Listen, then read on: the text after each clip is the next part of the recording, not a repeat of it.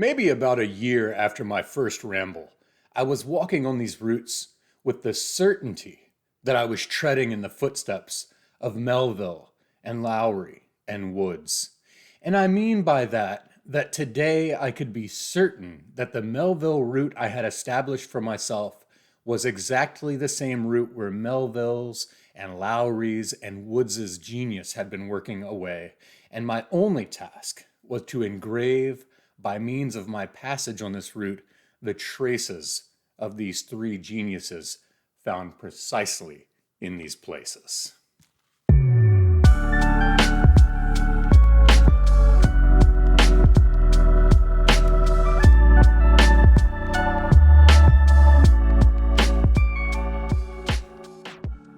Hey everybody, thank you so much for watching Leaf by Leaf. Today I'm talking about László Krasznahorkai's The Manhattan Project and Spadework for a Palace, which is one of the beautiful offerings on New Direction's indie story series. Listen, I have no problem admitting right up front that I'm a little bit crazy about Krasznahorkai's work. I mean, without any shame, you remember those 90s cereal commercials, Cocoa Puffs? And there was like a cuckoo bird, and then he would say, I'm cuckoo for Cocoa Puffs. Well, in the same way, I'm cuckoo for Krasznahorkai. I've been trying to think about how to sort of summarize this draw that I have to his work, especially after my recent talk with Adam Levin when he admitted that he's just not so crazy about it. And I've encountered plenty of people who just don't quite connect with Krasznahorkai. And I was trying to think of what it is in like one sentence that is so alluring with his work. And I think what it is that his work has a really distinct way of pulling my thoughts into a different and unexpected direction.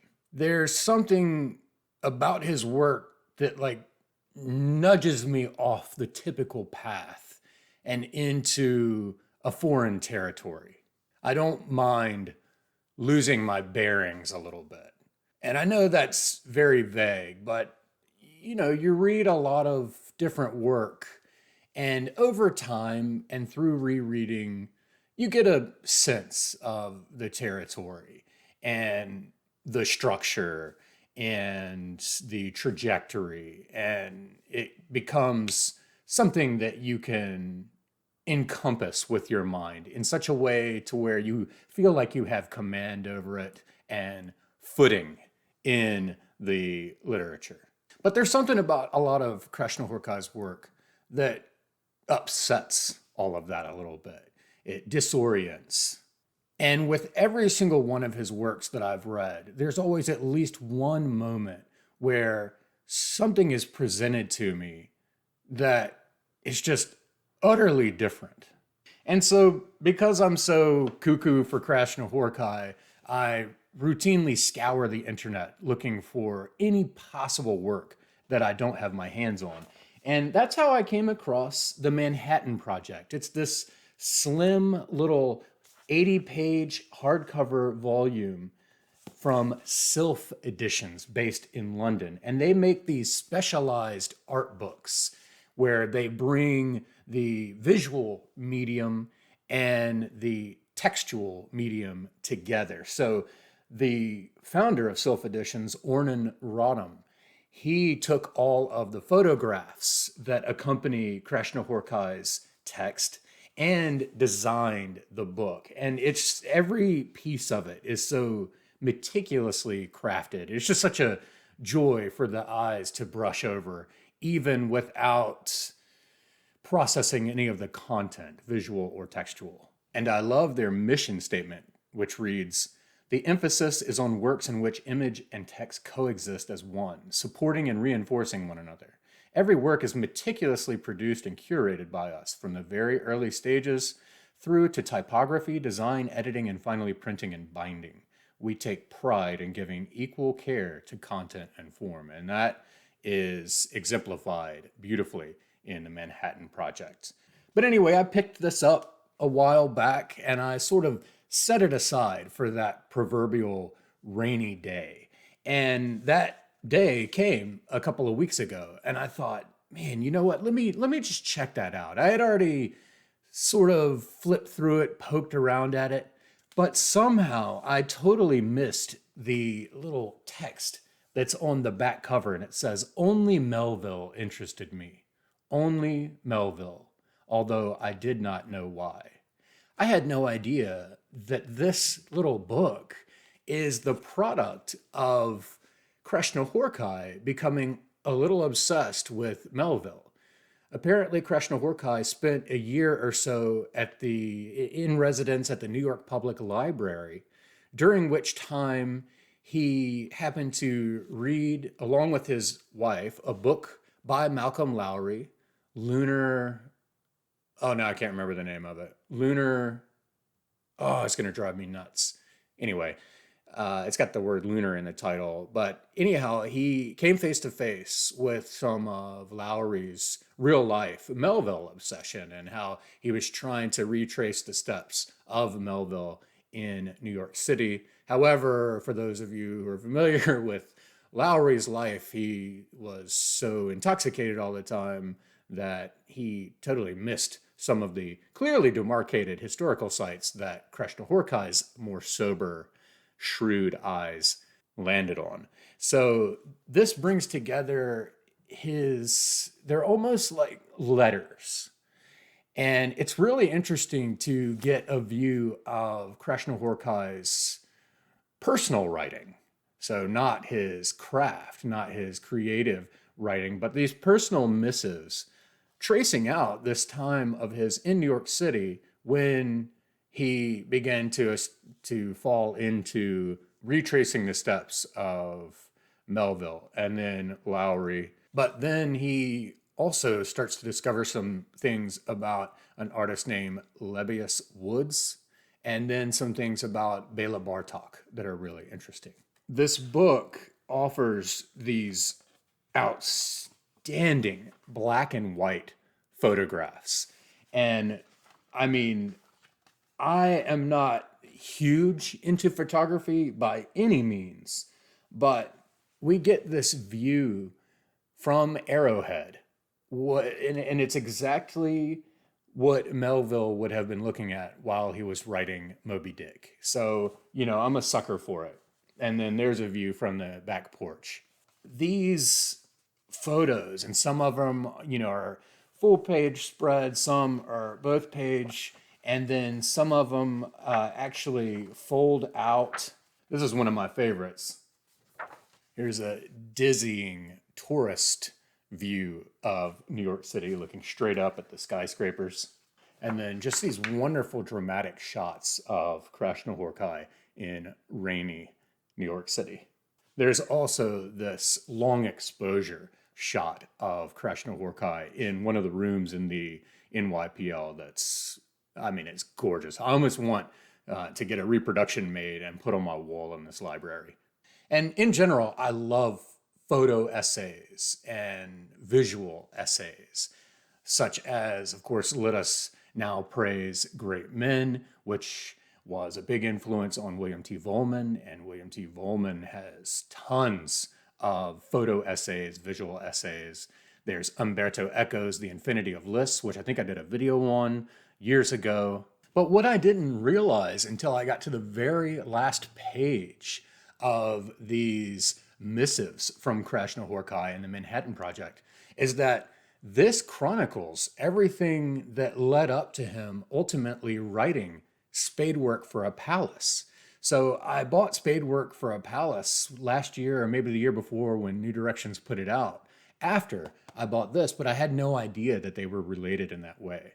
So I didn't realize that sort of detective work and investigation and whimsical rambling and photographing and so on that Krasznahorkai really did in real life, sort of trying to superimpose and bridge a century and a half worth of space and time, led him to ultimately write Spadework for a Palace. So what's really cool about reading the two together, the Manhattan Project first and then Spadework for a Palace, is that you get to see Krasznahorkai, the man, go through these experiences and talk about those experiences. And then you get to see how it all becomes transposed and filtered through Krasznahorkai, the artist. So you're getting some insight, you're getting a glimpse into this meta space of the creative imagination. In Spadework for a Palace, we have this wonderful narrator whose name is Herman Melville, but it's all lowercase and the second E in Melville is missing. He's funny, but in a neurotic sort of way. He's very intelligent. He's a very earnest librarian who has this concept, this idea of the ideal, what do we call it? This ideal structure, monument, obelisk, monument. Did I say that already? Anyway, he has this concept of this ideal embodiment, maybe embodiment's best, of our human knowledge, this epistemological embodiment. And the ideal of that is the permanently closed library. So this is a library where no one can check out the books. And of course, he's curating this library. No one can check out the books. We can only look on it and admire it from afar. And so this is to be the palace that is the product of Herman's Spadework. But what's cool is that Krasznahorkai sort of blends the lines between whether this is a metaphor or something he plans to really carry out there in Manhattan. And this idea begins to solidify itself as we trace out the roots of Herman Melville and Malcolm Lowry. It's also really significant and interesting that librarians, for their very job, retrace the roots of the books of geniuses that they lovingly and carefully organize and manage and steward. It's told in virtually one 90-page sentence, as is Krasznahorkai's trademark in many cases. And in the midst of the tumult of his hyperactive mind, Herman offers all these little insights and epiphanies amidst his verbal rambles that imitate his peripatetic rambles. Art is not something that resides in an object. Art is not some aesthetic statement, not some kind of message. There is no message. And in any case, art is merely related to beauty, not identical with it. We should not even have to look for it, since art is instantly apprehended if it is present. So when we speak of art, enchantment is not the issue, but the fact that the presence of art creates, how shall I put it, an exceptional atmosphere within a given space. And this may be brought about by a book, a sculpture, a painting, a dance, a piece of music, even a person. That's the only way I can define it. Art is a cloud that provides shade from the sweltering heat, or a flash of lightning that splits the sky, where in that shade's shelter, or that lightning's flash, the world simply becomes not the same as before. A space is created that's suddenly very cold or very hot. In other words, due to some ineffable agency, every single particle of a given space all at once becomes something other than its surroundings. There is a certain kind of greatness that posterity simply prefers to keep out of sight, because posterity never understands them. Let's face it, all three of them, Melville, Lowry, Lebbeus Woods, were fully aware that catastrophe is the natural language of reality and that catastrophe may originate in nature. And you remember me saying just a moment ago that one of the things I love about Krasznahorkai's work is that there's always at least one moment where I'm totally thrust into new thinking territory, Well, this is it in Spadework for a Palace. Beyond a certain point, there is no further advance to be made toward a full understanding. Of course, a path of understanding exists, but you may advance unobstructed only a certain distance. Then comes a point where you can go no further, where you would have to make an acrobatic leap to arrive at perfect understanding, a leap that you are not capable of making, or at least I am not. So you merely abide at this point and peer in the direction where perfect understanding awaits. Peer with deepest awe in that direction, and this gives you the strength to endure your life. So this is like the phenomenology of the epistemological precipice that leads to an ontological strength, or in less lofty terms, the experience of abiding on the edge of knowing as a means to a contentment of being. In one of the pieces in the Manhattan Project, Krasznahorkai simply says, "It was as if I had been walking in someone else's dream." And that really stood out to me because as I was reading these two works and I was vicariously following in Krasznahorkai's footsteps all the way back to Melville's footsteps, and I'm looking at these beautiful photographs, and I'm thinking with Herman in Spadework, I started to realize that now I'm this new entity that has been introduced into these dreamlike footsteps across time. And it hit me that reading these two works was showing me that perhaps writing and reading is a means of loitering in and stalking through other people's dreams. And with that, inevitably comes an interjection into the dreams of others, the dreams of our own.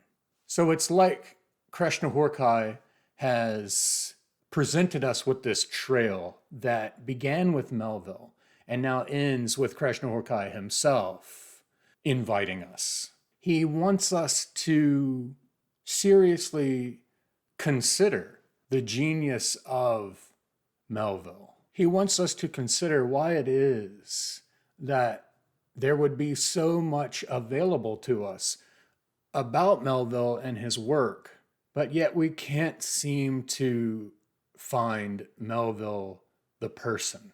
As both Krasznahorkai in the Manhattan Project and Herman in Spadework say, they pored over everything they could find. And, the Del Banco is listed and the Herschel Parker is listed and on and on and on.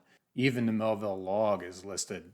All these letters and correspondences, yet can't turn up Melville the man. Everything is pointing to the monument of genius that was poured out into the work that was rejected at the time. And yet, as the recurring photograph of the exposed rock in Central Park make clear, is New York is this island built on this huge rock, basically, is that taking time to retrace the steps of genius can lead to a universal reverence and connectedness that modern architecture tends to obfuscate.